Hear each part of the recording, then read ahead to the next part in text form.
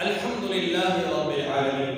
الفاظ پہ غور کیجیے گا، یہاں پر 4 لفظ ہیں. لفظ الحمد للہ رب العالمین. ان چاروں الفاظ کے متعلق مختصر سی گزارشات عرض کروں گا تاکہ آیت کریمہ کو سمجھنا اور جاننا آسان ہو جائے. الحمد، اس کے اندر ہا میم دال حمد ہے، اور حمد کا معنی ہے تعریف. حمد کا معنی کیا ہے؟ اسی سے محمد ہے، اسی سے احمد ہے، اسی سے حامد ہے، اور اسی سے محمود ہے، جو رسول اللہ صلی اللہ علیہ وسلم کے ذاتی نام ہیں. چاروں نام ذاتی ہیں. آپ محمد ہیں، یعنی جن کی سب سے زیادہ تعریف کی گئی. آپ احمد ہیں، جو سب سے زیادہ تعریف والے ہیں. آپ حامد ہیں، جو تعریف کرنے والے ہیں. آپ محمود ہیں، جن کی تعریف کی گئی ہے. سمجھ رہے؟ ہم حامد، محمود، احمد، محمد صلی اللہ علیہ وسلم. حمد کا معنی تعریف ہے. اسی کا ایک معنی شکر بھی آتا ہے. حمد کا ایک معنی تعریف ہے اور دوسرا معنی کیا ہے؟ شکر ہے. جب ہم کھانا کھاتے ہیں تو کھانا کھا کر کے کیا دعا پڑھتے ہیں؟ الحمدللہ الذی اطعمنی وسقانی وجعلنی من المسلمین. کوئی کھانا کھلائے تو کیا دعا پڑھتے ہیں؟ الحمدللہ الذی اطعمنا وسقانا وجعلنا من المسلمین. اللهم اطعم من اطعمني واسقم من سقاني وجعلني من المسلمین. یہ دعا کرتے ہیں جب آپ کو کوئی کھانا کھلاتا ہے. انفرادی دعا بھی اللہم الحمدللہ الذی اطعمنی. اجتماعی دعا الحمدللہ الذی اطعمنا. اور جب کوئی کھلائے اللہم اطعم من اطعمنی. تو یہ جو دعا ہم کھانا کھانے کے بعد پڑھتے ہیں اس میں بھی حمد آتی ہے. جب ہم پانی پیتے ہیں تو دعا کون سی پڑھتے ہیں؟ الحمدللہ. ایک سانس لینے کے بعد حکم کیا ہے؟ الحمدللہ. ایسے ہی اللہ کے رسول صلی اللہ علیہ وسلم نے، مسند احمد کی روایت ہے کہ اللہ کے رسول صلی اللہ علیہ وسلم نے یہ ترغیب امت کو دی ہے کہ اللہ کے رسول صلی اللہ علیہ وسلم فرمایا کرتے تھے الحمدللہ الذی علی کل حال. الحمدللہ علی کل حال. اللہ تبارک و تعالیٰ کے لیے ہی تعریفیں ہیں ہر حال میں. ہر حال میں تعریفیں کس کے لیے ہیں؟ اللہ کے لیے. ہر حال میں اللہ کی ستائش بیان کرنی ہے. ہر حال میں اللہ کی حمد بیان کرنی ہے. ہم کھانا کھا کے فارغ ہوں، پانی پی کر فارغ ہوں، دودھ پی کر کے فارغ ہوں، ہم باتھ روم سے نکل کر قضاء حاجت کر کے فارغ ہوں تو الحمدللہ غفرانک. ٹھیک ہے، الحمدللہ الذی اذهب عنی الاذى. یہ دعائیں ہم نے پڑھنی ہے. ہم جب جو ہے اسی طریقے سے وضو کر کے فارغ ہوں تو تب بھی الحمدللہ. ہم جو ہے اسی طریقے سے کوئی کام مشقت والا، محنت والا، جستجو والا، کوشش والا وہ کر کے فارغ ہونا ہے تو تب بھی الحمدللہ. ہمیں کوئی نعمت حاصل ہو جائے تو تب بھی الحمدللہ. بیمار ہے، شفا مل گئی تو حکم کیا ہے؟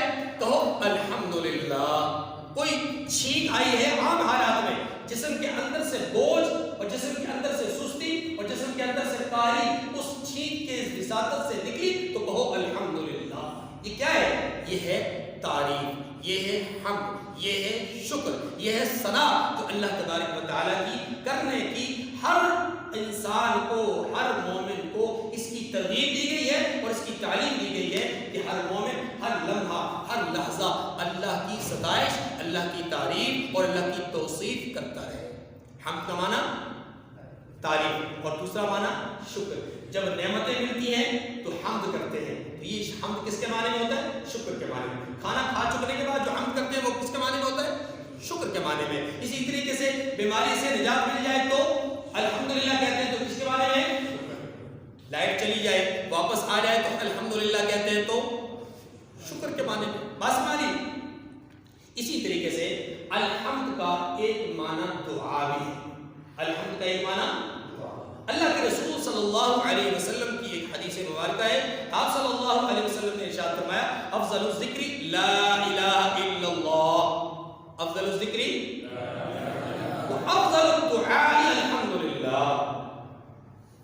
سب سے افضل ذکر لا الہ الا اللہ ہے اور سب سے افضل دعا الحمدللہ. یہ ترمذی کی روایت ہے. افضل الدعاء الحمدللہ. اس کا مطلب یہ ہوا کہ خود الحمدللہ ایک دعا ہے. جب کوئی آدمی لفظ الحمدللہ ادا کرتا ہے تو وہ گویا کہ اللہ تبارک و تعالیٰ کی بارگاہ میں التجا کر رہا ہوتا ہے کہ پروردگار میں تو اس قابل نہیں تھا، میں تو اس قابل نہیں تھا، یہ آپ کی عنایت ہے، تو آپ کیا اس پہ میں شکریہ ادا کرتا ہوں۔ تو یہ شکر ادا کرنا یہ ایک دعا ہے، توجہ کیوں؟ اس لیے کہ اللہ خود فرماتے ہیں لَإِن شَكَرْتُمْ لَأَزِيدَنَّكُمْ، لَإِن شَكَرْتُمْ لَأَزِيدَنَّكُمْ، آپ اگر شکر ادا کرو گے تو میں آپ کے لیے اپنی نعمتوں میں، تو جب بندہ شکر ادا کرتا ہے تو گویا وہ طلب کر رہا ہوتا ہے کہ پروردگار میں نے آپ کا کہا مانا، آپ کی بات مانی، آپ کا حکم مانا کہ شکر ادا کرو، میں نے شکر ادا کر لیا، اب آپ اپنا وعدہ پورا کیجیے۔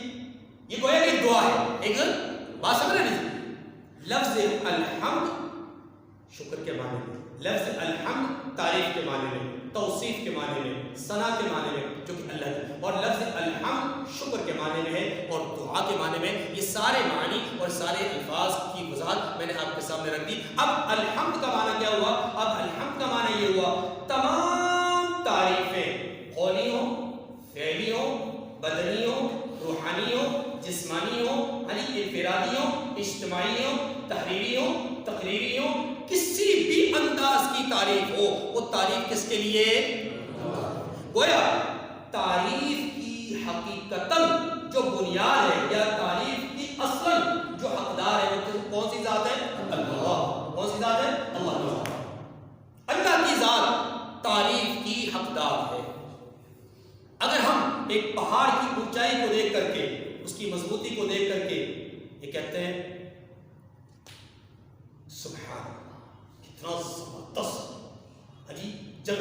جنگل سے بھرا ہوا یہ پہاڑ، درختوں سے بھرا ہوا یہ پہاڑ، سبزے سے لگا ہوا یہ پہاڑ، یا فلاں معدنیات کے ذخائر سے بھرا ہوا یہ پہاڑ، یہ تعریف کس کی کر رہے ہوتے ہیں؟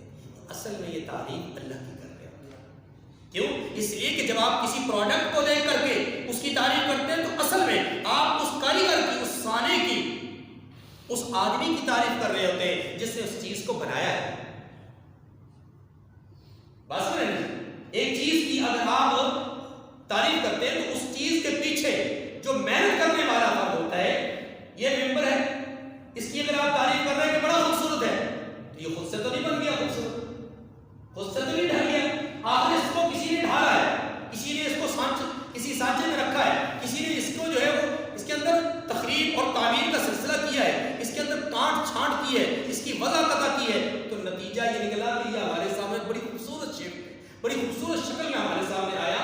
تو اس کی خوبصورتی کی تعریف اصل میں اس کے کاریگر کی تعریف ہے، اس کے بنانے والے کی تعریف ہے۔ جب ہم پہاڑ کی تعریف کرتے ہیں، آسمان کی تعریف کرتے ہیں، چاند کی، سورج کی، دریاؤں کی، شجر کی، حجر کی، یعنی نباتات کی، جمادات کی، انسانوں کی یا غیر انسانوں کی، جب بھی کسی چیز کی تعریف کرتے ہیں تو حقیقت میں اللہ کی تعریف ہو رہی ہے۔ کس کی تعریف ہوتی ہے؟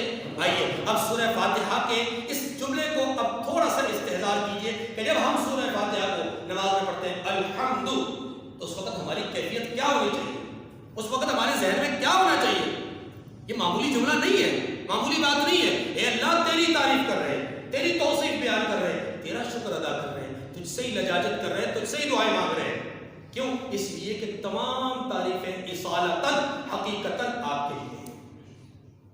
للہ، لفظ اللہ الوہیت سے ہے، الہ سے ہے، الہ کا معنی معبود ہے۔ لفظ اللہ قرآن مجید میں تقریباً 2797 دفعہ استعمال ہوا ہے، 2797 دفعہ یہ لفظ اللہ استعمال ہوا ہے، چاہے اللہ ہے، چاہے اللہ ہے، چاہے اللہ ہی ہے، چاہے للہ ہی ہے، ٹھیک ہے۔ یہ الفاظ یعنی لفظ اللہ تعالیٰ کا ذاتی نام ہے اور یہ اللہ تعالیٰ کا اسم ذات بھی اس کو کہتے ہیں۔ یہ اللہ تبارک و تعالیٰ نے قرآن مجید میں تقریباً 2800 کے قریب جو ہے مرتبہ اس کو نازل فرمایا ہے، اور یہ اتنی کثرت سے یہ لفظ آنے کا مطلب بڑا واضح ہے کہ اس کے بغیر کائنات کا چارہ کار کوئی نہیں، اس کے بغیر کائنات کا وجود نہیں ہے، اس کے بغیر کائنات کو دوام نہیں ہے، اس کے بغیر کائنات کو تکمیل نہیں ہے، اس کے بغیر کائنات کی ضروریات پوری ہو نہیں سکتی، اس کے بغیر کائنات کی حاجات براری ہو نہیں سکتی۔ کیوں؟ اس لیے کہ یہی وہ ذات ہے جس نے چیزوں کو عدم سے وجود بخشا۔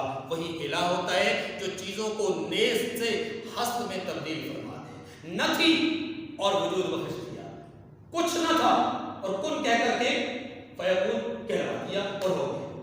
بس مانی لفظ الحمدللہ، اب اس کو پوری طرح ذہن میں لائیے۔ تمام تعریفیں اس ذات کے لیے جس نے مجھ ناکارہ کو تھا نہیں وجود بخشا۔ تھوڑا سا تصور کیجیے، تھا نہیں وجود بخشا۔ تمام تعریفیں اس ذات کے لیے جس نے مجھے وجود بخش کر کے پروان چڑھایا۔ تمام تعریفیں اس ذات کے لیے کہ جس نے مجھے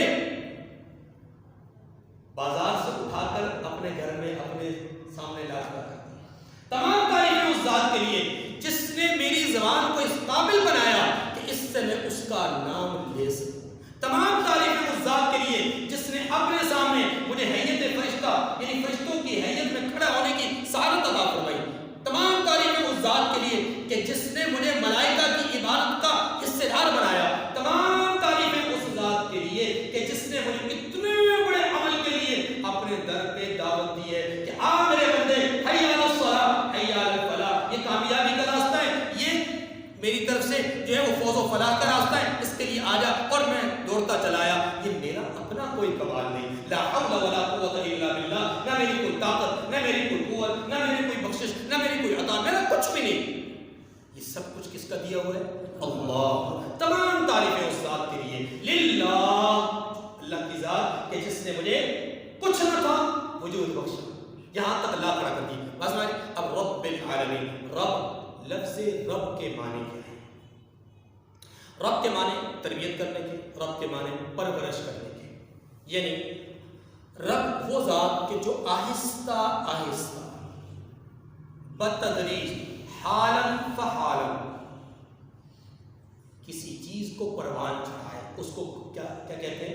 رب۔ اس کو کیا کہتے ہیں؟ رب۔ رب یہ اللہ تبارک و تعالیٰ کی وہ صفت ہے کہ جو قرآن مجید میں 975 مرتبہ استعمال کی ہے۔ لفظ رب کا استعمال قرآن مجید میں کتنی دفعہ ہوا؟ 975 دفعہ۔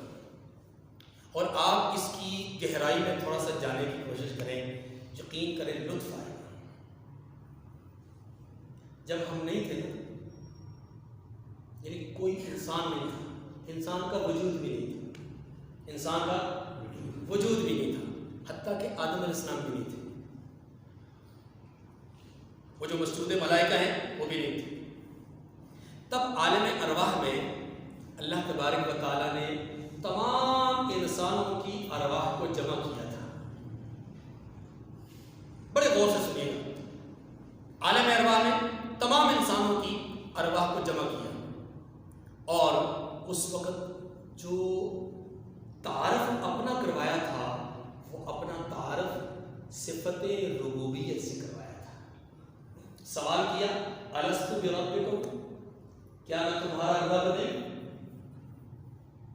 یہ جو عہد الست ہے، میثاق ارواح، عالم ارواح میں جو میثاق اور وعدہ لیا گیا، اس میں جو عہد الست ہے کہ کیا میں تمہارا رب نہیں؟ ابھی انسان کو وجود نہیں بخشا، انسان نے اس کائنات کے رنگ و بو کو دیکھا نہیں، پہلے ہی پوچھ لیا الستو بربکم، کیا میں تمہارا رب نہیں؟ تو یہ جو پوچھنا تھا کہ کیا میں تمہارا رب نہیں، یہ اپنا تعارف کروانے کا ایک انداز تھا جو اللہ تعالیٰ نے وہاں پر اختیار فرمایا۔ اب اللہ تعالیٰ نے انسان کے سامنے اپنی پہچان کروائی تو کس سے؟ لفظ الوہیت سے نہیں، لفظ رحمان سے نہیں، لفظ رحیم سے نہیں، لفظ خالق اور مالک سے نہیں، لفظ رازق اور معبود سے نہیں، کس سے کروائی؟ الستو بربکم، کیا میں تمہارا رب نہیں؟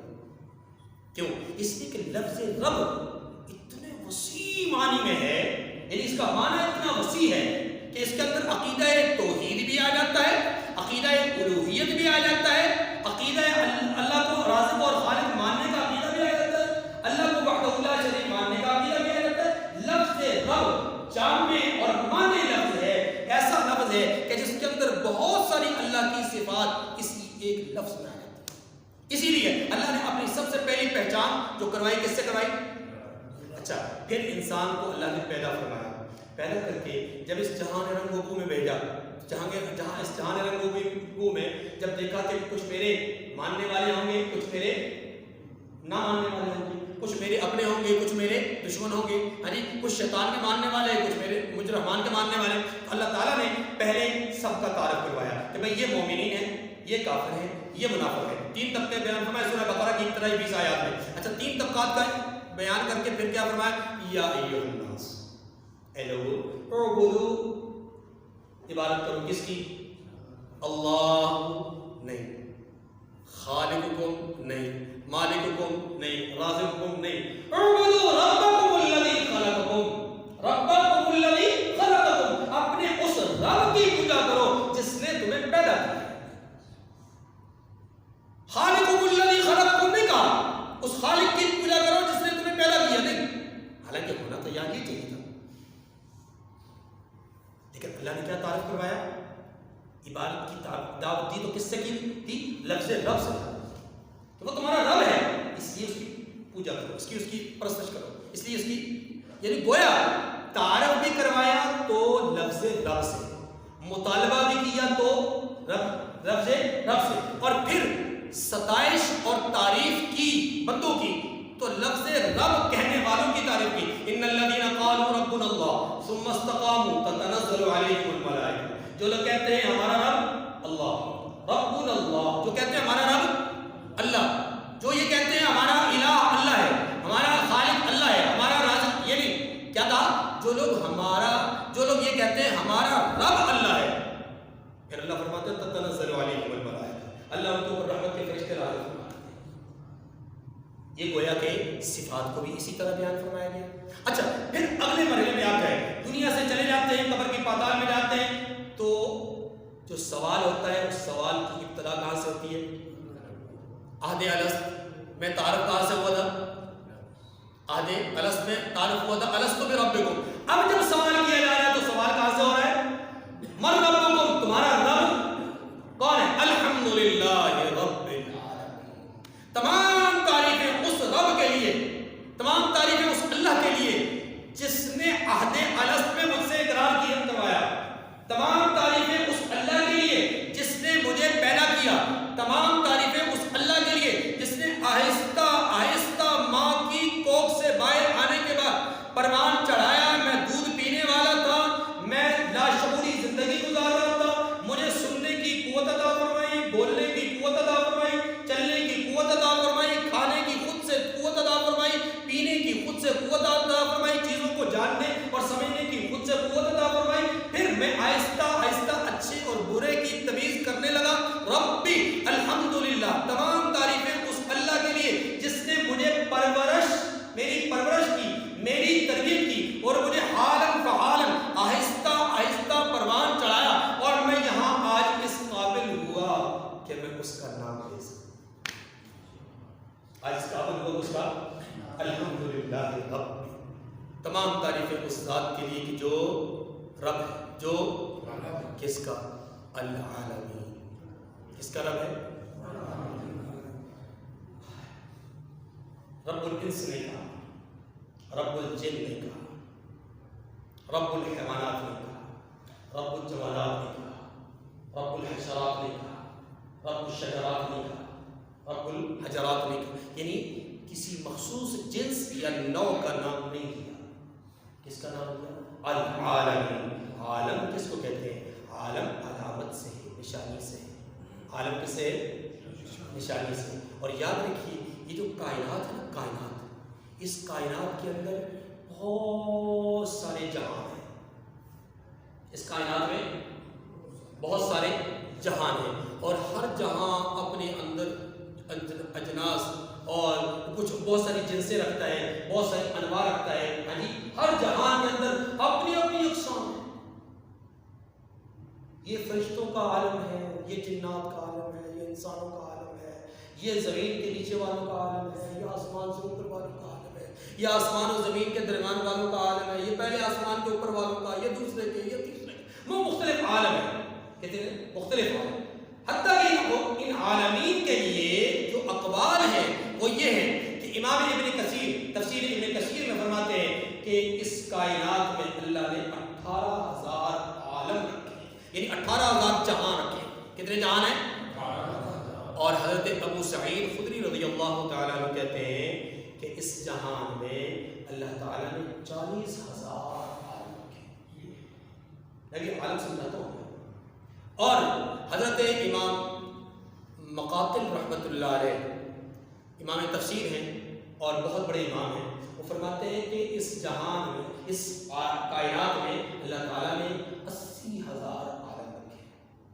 یہ ہزاروں میں ہے، بعض حضرات اس سے تجاوز کر کے لاکھوں میں بھی لکھتے ہیں. بہرحال یاد رکھیے کہ عالم نشانی کے معنی میں، علامت کے معنی میں، اور عالم کہتے ہیں کہ وہ جہاں کہ جس میں ایک جنس کے ایک نوع کی مختلف مخلوقات مختلف چیزیں آباد ہوں اور ان کے نشیب و فراز ہوتے ہوں، ان کے اندر اتار چڑھاؤ ہوتا ہو، ان کے اندر تعمیر اور تخریب کے معاملات ہوتے ہوں، ان کے اندر جو ہے وہ کمی اور زیادتی کے معاملات ہوتے ہوں، ان کے اندر جو ہے وہ اونچ نیچ کے معاملات ہوتے ہوں. یہ کیا کہلاتا ہے؟ عالم. کیا کہلاتا ہے؟ جہان، عالم. تو اس طرح کے جہاں اقبال نے بھی کہا تھا نا، کرگس کا جہاں اور ہے، شاہی کا جہاں اور، اس کا جہاں اور. پرواز تو ہے دونوں کی ایک ہی سمت، مگر پرواز تو دونوں کی ایک ہی رخ پہ ہے، لیکن اس کا جہاں اور ہے، اس کا جہاں کیوں؟ اس لیے کہ اس کے رہن سہن، اس کے طور اطوار، اس کے طریقے، اس کی تہذیب، اس کی ثقافت اور ہے، اور اس کے رہن سہن طور طریقے اور ہیں. اس لیے اس کا جہاں اور ہوگا، اس کا جہاں اور ہوگا. اب اس کو یوں سمجھیے کہ انسانوں کا جہاں اور ہے، جنات کا جہاں اور ہے. حالانکہ اللہ تبارک و تعالیٰ کے ہاں جو عبادت کا مخاطب ہے وہ کائنات رقوع میں صرف دو مخلوقات ہیں. ایک مخلوق جسے انسان کہا جاتا ہے، دوسری مخلوق جسے جنات کہا جاتا ہے. لیکن ان جنات کا عالم اور ہے، انسانوں کا عالم، ان کا رہن سہن، ان کی بود باش الگ، انسانوں کا رہن سہن، بود باش، تہذیب و ثقافت الگ. اس لیے کائنات میں ایک نہیں، دو نہیں، ہزاروں عالم ہیں، اور ہر عالم کی اپنی ضروریات ہیں، ہر عالم کی اپنی ہی حاجات ہیں. اب ان حاجات کو پورا کرنا، ان ضروریات کو پورا کرنا، یہ کس کا کام ہے؟ اس رب کا، جس کا یہاں پر تعارف کروایا جا رہا ہے. الحمدللہ رب العالمین. تمام تعریفیں اس اللہ کے لیے، تمام تعریفیں اللہ کے لیے جو رب ہے عالمین کا. رب ہے یعنی ایک جہاں کو پیدا کر کے پرورش کرنے والا، بتدریج پروان چڑھانے والا، نقطۂ کمال اور انتہا تک پہنچانے والا. دوسرے جہاں کو پیدا کرنے والا، پرورش کرنے والا، نقطۂ انتہا تک پہنچانے والا. تیسرے جہاں کو، چوتھے کو، پانچویں کو، چھٹے کو، 1، 2، 1000، 2000، لاکھ، 2 لاکھ، یعنی جتنے بھی عالم ہیں، جتنے بھی جہان ہیں، ہر ایک جہان کی ابتدا سے لے کر انتہا تک اس کو پروان چڑھانے والی ذات کون؟ اللہ. اسی کو رب کہتے ہیں، اسی کو رب. الحمدللہ رب العالمین. تمام تعریفیں اللہ کے لیے جو عالمین کا رب ہے. وما رب العالمین. عالمین کا رب کون ہے؟ تو ہم کہہ سکتے ہیں ربی الذی یحیی و یمیت. عالمین کا رب وہ ہے کہ جو زندگی اور موت دیتا ہے. عالمین کا رب کون ہے؟ رب المشرق والمغرب، جو مشرق اور مغرب کا رب ہے. عالمین کا رب کون ہے؟ رب السماوات والارض، جو آسمانوں اور زمین کا رب ہے. عالمین کا رب کون ہے؟ جو ربکم ورب آبائکم الاولین، جو تمہارا بھی اور تمہارے آباء و اجداد کا بھی رب ہے. جو اب موجود لوگوں کا بھی رب اور جو پچھلے لوگوں کا بھی رب. اس کو کون کہتے ہیں؟ اس کو رب کہتے ہیں. اب رب العالمین وہ تمام جہانوں کا رب ہے. لہذا العالمین، جس طرح عالم علامت سے ہے اور علامت کا معنی نشانی ہوتا ہے. آخری بات عرض کرتا ہوں کہ اس کائنات رنگ و بو میں جو چیز بھی ہمیں نظر آ رہی ہے وہ چیز ایک علامت ہے، ایک نشانی ہے اپنے خالق اور مالک کی، اپنے خالق اور اس رب کی جس نے اس کو پروان چڑھایا. درخت ہے، شجر ہے، حجر ہے، نباتات ہیں، جباتات ہیں، دریا ہیں، پہاڑ ہیں، سمندر ہے. ہاں جی، جو چیز بھی ہمیں نظر آ رہی ہے، چاہے وہ جامد نظر آ رہی ہے، چاہے وہ سیل رواں کی طرف بہتی ہوئی نظر آ رہی ہے، وہ ناطق نظر آ رہی ہے بولنے والی یا بالکل صامت نظر آ رہی ہے خاموش رہنے والی؟ ہر ایک چیز، ہر ایک مخلوق کس کی بنائی ہوئی ہے؟ اللہ، اور اللہ ہی ان کا رب ہے اور وہی ذات ہے جو ہر چیز کو پروان چڑھانے والا ہے۔ اس لیے یاد رکھیے الحمدللہ ایک دعویٰ ہوگا اور رب العالمین اس کی ایک دلیل ہوگی۔ تمام تعریفیں اللہ کے لیے۔ کیوں اللہ کے لیے تمام تعریفیں؟ تو اس کی دلیل یہ ہے رب العالمین، اس لیے کہ وہ عالمین کا وآخر الدعوانا